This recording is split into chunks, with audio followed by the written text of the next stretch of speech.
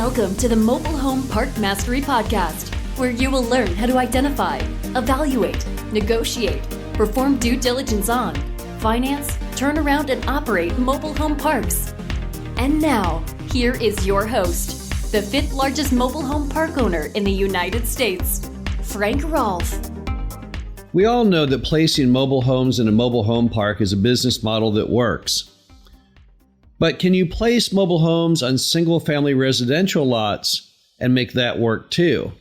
This is Frank Rolfe, the Mobile Home Park Mastery Podcast. We're going to be talking about the concept, which is getting more and more media attention these days, of placing mobile homes on single-family lots and separating the myth from the reality of this concept.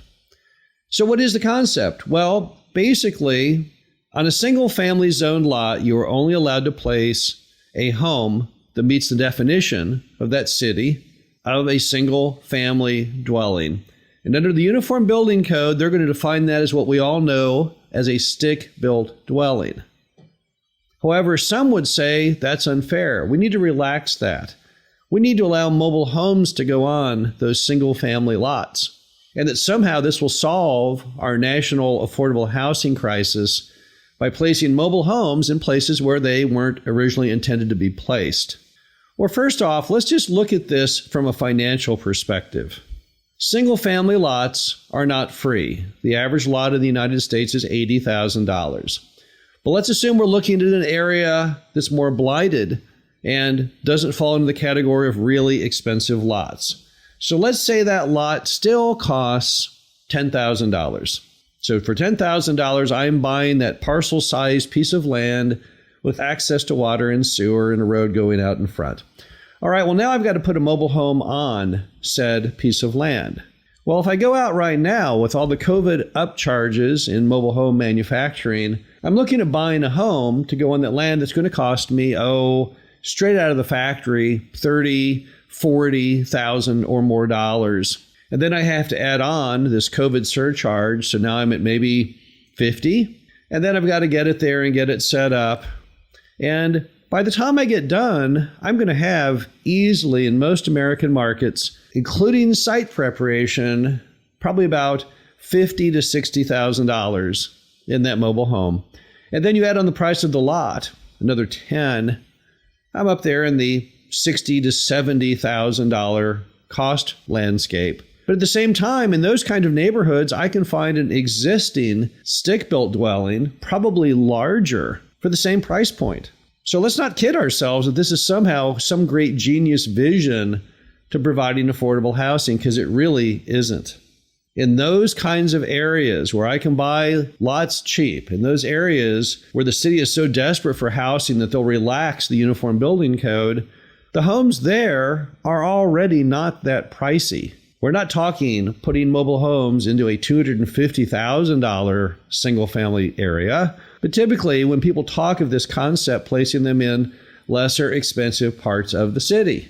So there really isn't that big a price point difference. Manufacturers would tell you that, well, but wait, the mobile home is built in factory conditions to incredible tolerances. Yes, I've been hearing that same PR for the longest time, but I'm not sure that's the most important part of a home. I don't know for a fact that if the rafters align with laser precision, that really that is the big selling tool, that is what creates the difference in the quality of the home. I think there's probably something more. I think that the stick-built requirements probably create a product that is really hardier and longer lasting. Mobile homes are designed to create a less expensive product that is still safe and of good quality. But I don't think anyone out there is going to say, when they compare the permanence of the structure, that the mobile home is going to be on par with the stick-built. Stick-builts, for example, have lots of load-bearing interior walls. Mobile homes do not. So when you just come to a sheer hardiness factor and longevity factor, I'm not certain that just the fact that things are built in a factory to very tight specifications is we're going to really turn the corner on that. But there's an even bigger problem when you talk about placing mobile homes on single-family lots. And it's all coming back to the same problem that has plagued the industry forever, and that is the stigma. Number one, can you convince the zoning administrator that it's okay to place mobile homes where traditionally they have only allowed stick-built homes? That's a pretty high hurdle. I don't think you're going to be able to pull it off. Even in my small town in Missouri, the city has not ever granted, except on very rare occurrences, the ability to place a mobile home on a single-family lot. Number two, can you convince the neighbors that this is a good idea? Once again, I would say no, you can't. If you look at the pricing of single-family homes next to mobile home parks, there's a clear scientific case that would show that when you place a mobile home next to a single-family home, that single-family home declines in value. So you would have complete neighborhoods that are in an uproar over the very concept of relaxing the Uniform Building Code to place mobile homes on traditional single-family lots. And then finally, can you even convince the customer, after you went to all that effort of overcoming the zoning hurdles and the hostility from the neighbors, is anyone going to want to buy it? Because once again, it's not a traditional stick-built home. Now, the industry always is trying to confuse people by changing the names around. So recently, in recent years, you've seen them trying to promote this very concept using the word cross-mod. That somehow a cross-mod home, oh no, that has nothing to do with a mobile home, nothing to do with your traditional thoughts of the modular, but yet it's the same product. So the issue is, can we fool everyone by changing the name? And the industry has probably learned at this point that you can't. They've tried it before. They changed the name from mobile home to manufactured home. No one adopted that name. And I don't think they're going to adopt cross-mod any better. So why do we keep even throwing out this crazy narrative of dropping mobile homes onto single-family home lots? Doesn't really work. Isn't going to be effective. Going to be hard to sell. That it emanates from the manufacturers. The manufacturers would love to have one more product line out there. They've got mobile homes that go out on land. Check that box. Mobile homes that go into mobile home parks. Okay, check that box. But wait, we have an exciting new idea. Mobile homes that go on single-family residential lots. And obviously, they see this as a very attractive item from a profitability standpoint, because you can probably certainly charge more for a home going on a stick-built lot. It'll be a higher price point, probably a lot more profit in it. But I'm not really sure their desires for profitability are going to overcome the reservations and the stigma against the product from the zoning administrators, neighbors, and customers. The bottom line is, until you can overcome the stigma against the product, you're not going to get anywhere. On top of that, you've got a stigma that's probably lurking around out there from lenders. They've seen this movie once before. It was called Land Home. I was there. I saw it.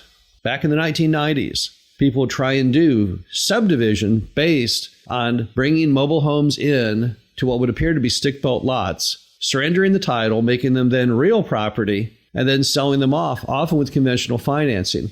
But what did we see from those developments? We saw lots of repossessions. I've seen entire subdivisions of these things completely vacant. Not a single customer in any of the homes.